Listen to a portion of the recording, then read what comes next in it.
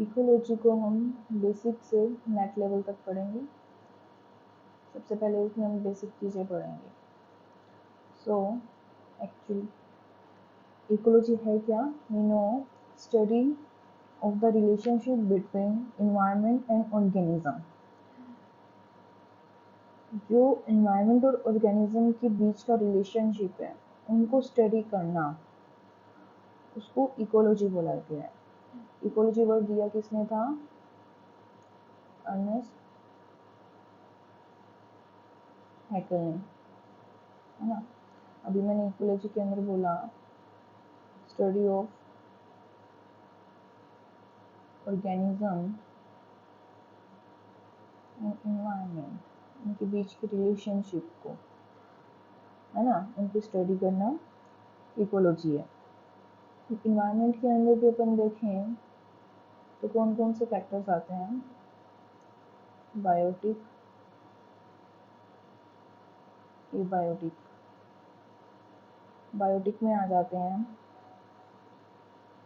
Pray,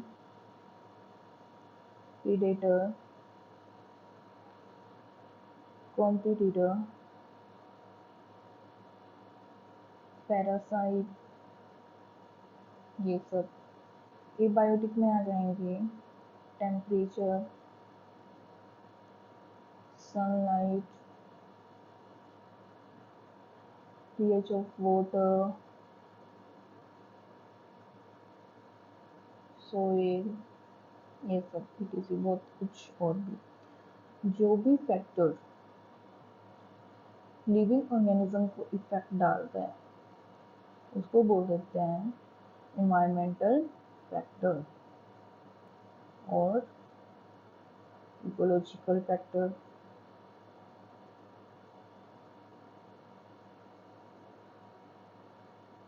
और short में बोल सकते हैं इको फैक्टर। ठीक है, सबसे पहले सोइल की बात करते हैं। Soil, study of soil, pedology.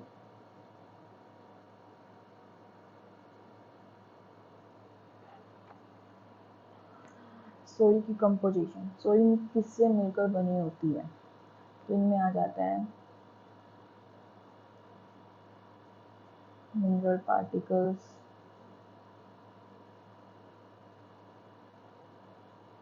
Organic matter,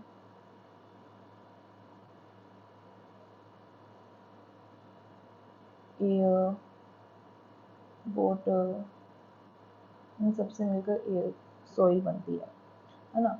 soil का टेक्सचर क्या है? मतलब सोइल के पार्टिकल्स के साइज के बेस पे सोइल को अलग अलग टाइप्स में बोला गया है, like sand, slit and clay.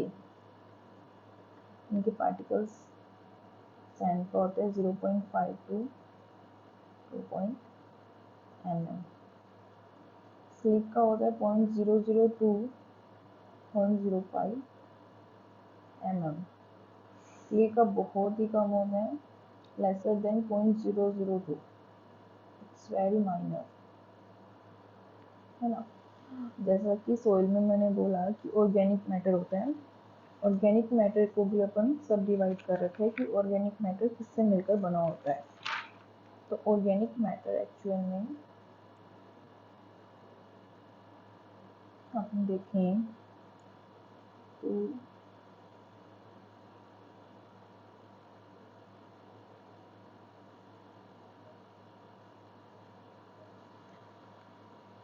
Living biomass,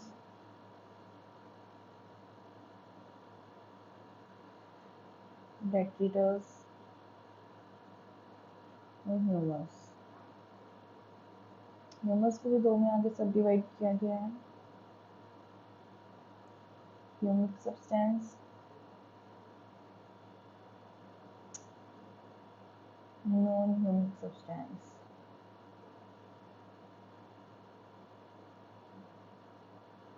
है ना। ह्यूमिक सब्सटेंस में आ जाते हैं कार्ब्स, कार्बोहाइड्रेट्स,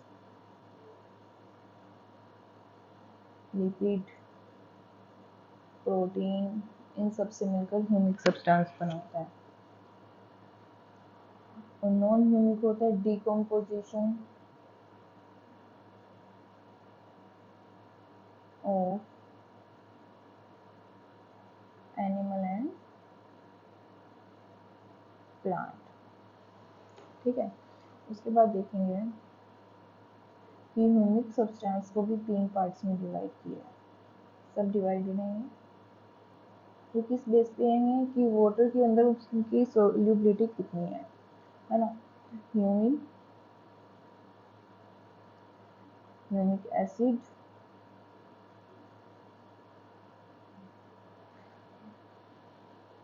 फॉल्विक एसिड, ये किसी भी पीएच पे सोल्यूबल नहीं है वाटर के अंदर। ये एल्कलाइन कंडीशन में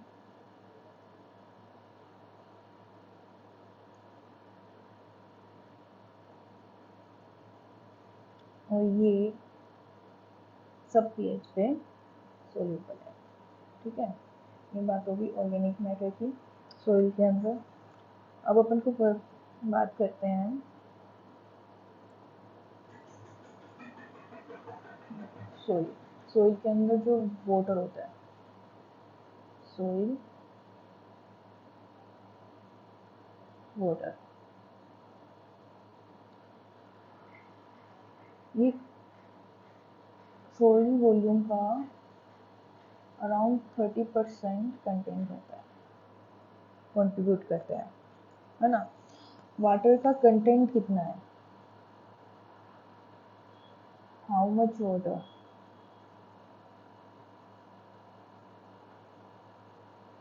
इन सोइल, वो किस पे डिपेंड करता है, सोइल की टेक्सचर पर। सोइल के पार्टिकल्स कितने साइज के हैं, सैंड है, क्ले है, सिल्ट है, इस पे डिपेंड करेगा। Like we can say high humus is equal to high field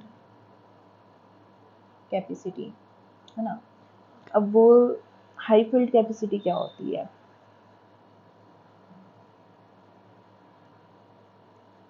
capacity of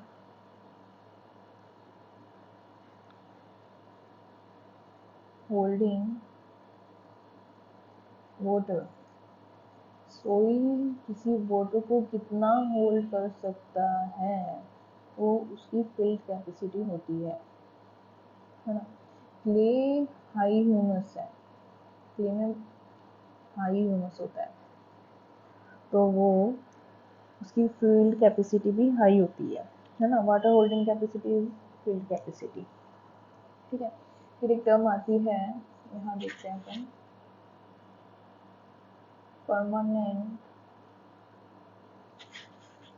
permanent wilting point. ये क्या है, ये है minimum amount of water, minimum amount of water in the soil, soil के अंदर,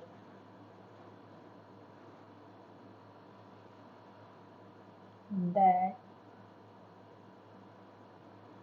plant require not to wilt. We can say अगर इस point से कम वाटर हुआ तो प्लांट की विल्टिंग स्टार्ट हो जाएगी। इसको बोलते हैं परमानेंट विल्टिंग पॉइंट। ठीक है, और जो परमानेंट विल्टिंग पॉइंट और फील्ड कैपेसिटी के बीच में वाटर प्रेजेंट होता है, वो प्लांट के अपटेक के लिए अवेलेबल होता है। प्लांट उसको अपटेक करता है और ग्रोथ करता है। मिनिमम अमाउंट कितना प्रेजेंट होना चाहिए, उसको बोलते हैं परमानेंट विल्टिंग पॉइंट। और जो सोइल होल्ड कर सकते हैं मैक्सिमम वाटर, उसको बोलते हैं फील्ड कैपेसिटी। और उनके जो बीच का वाटर प्रेजेंट होता है सोइल के अंदर, वो प्लांट यूज करता है। ठीक है, अभी सोइल के वाटर को क्लासिफाइड भी किया गया है ये देखो सोइल वाटर, है ना। अभी तो सिर्फ उसके बारे में बातें थी, इसके बारे में उसके टाइप्स हैं। Hygroscopic water,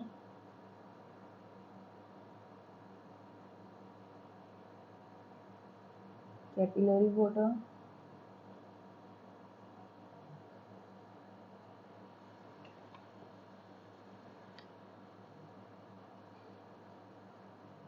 gravitational water,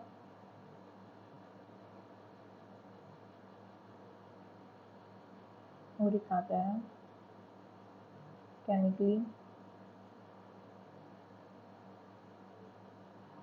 bound water, है ना। ये देखो अभी मैं बताती हूँ कि क्या क्या है।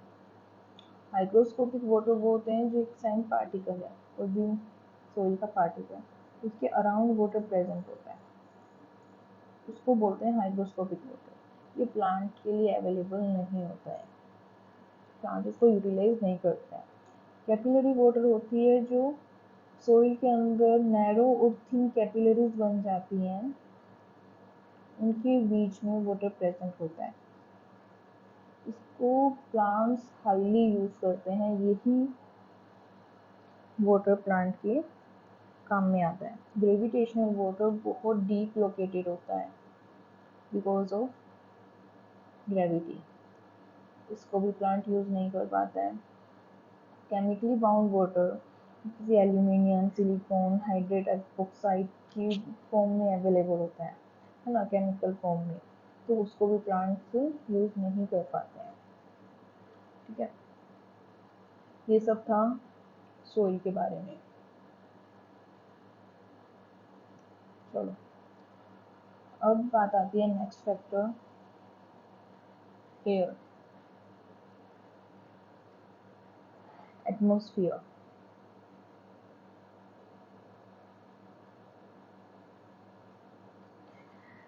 एयर होता क्या है? Mixture of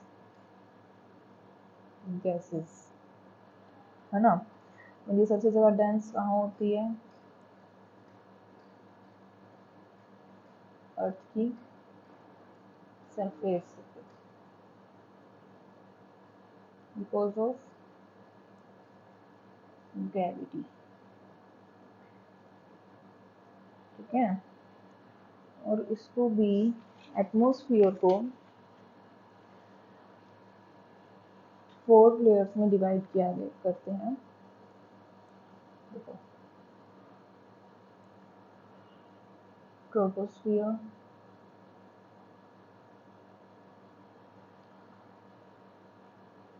stratosphere, mesosphere, thermosphere, है ना। एक्सप्लेन करते हैं तुम्हें। ये 8 to 80 किलोमीटर की हाइट पर होती है। ठीक है, और इसके अंदर रेन, क्लाउड, स्नो और प्रेसिपिटेशन ये सब होता है इस लेयर के अंदर, है ना। Stratosphere, stratosphere up to 50 kilometre, इसके अंदर ओजोन लेयर प्रेजेंट है। मेसोस्फियर, मेसोस्फियर जाता है 80 to 85 ही लिख लो, है ना। ये कोल्डेस्ट पार्ट होता है। ठीक है, उसके बाद आता है थर्मोस्फियर, 85 to 600 किलोमीटर। उसकी जो 600 किलोमीटर के बाद का पोर्शन है उसको बोल देते हैं एक्सोस्फियर। थर्मोस्फियर को आइनोस्फियर भी बोलते हैं, तो उसकी इसके अंदर एक बैंड प्रेजेंट होता है आयंस का। ठीक है, अभी जो ट्रोपोस्फियर और स्ट्रेटोस्फियर के बीच की लेयर है मतलब जो इनको डिवाइड करती है, और वी कैन से ट्रोपोस्फियर की जो टॉप लेयर है उसको ट्रोपोपोर बोला जाता है। स्ट्रेटोपोर की जो टॉप लेयर है उसको स्ट्रेटोस्फियर की जो टॉप लेयर है उसको स्ट्रेटोपोर बोलते हैं। मेसोस्फियर की जो टॉप लेयर है उसको मेसोपोर बोलते हैं, और थर्मोस्फियर की जो टॉप लेयर है उसको थर्मोपोर बोलते हैं। ठीक है। और एक बात और, ट्रोपोस्फियर और स्ट्रेटोस्फियर को मिलकर लोअर एटमॉस्फेयर बोलते हैं, और मेसोस्फियर और थर्मोस्फियर मिलकर अपर एटमॉस्फेयर बनाते हैं।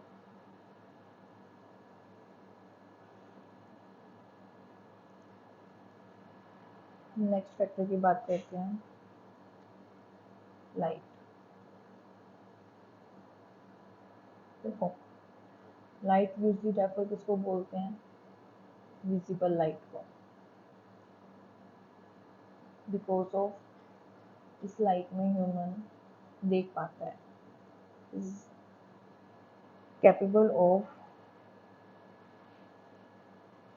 To see, and visible light also called photosynthetically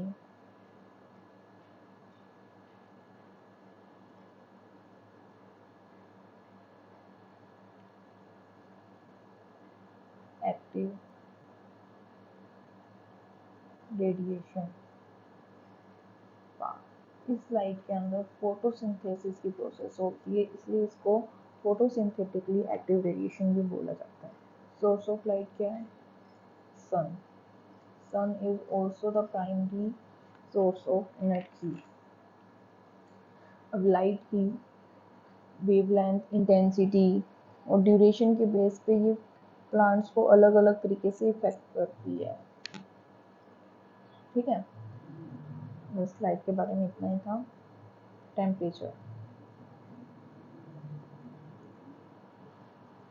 Temperature has a significant effect on climatic condition, growth response, and activities of organisms. On the basis of temperature conditions, world vegetation is divided into various classes. Temperature का बहुत बड़ा role है, उसकी basis पे vegetation को अलग अलग parts में डिवाइड किया है, उनको अपन देखते हैं, लाइक मेगाथम्स,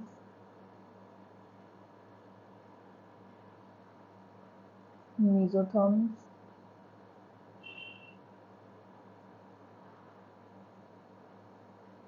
माइक्रोथर्म्स,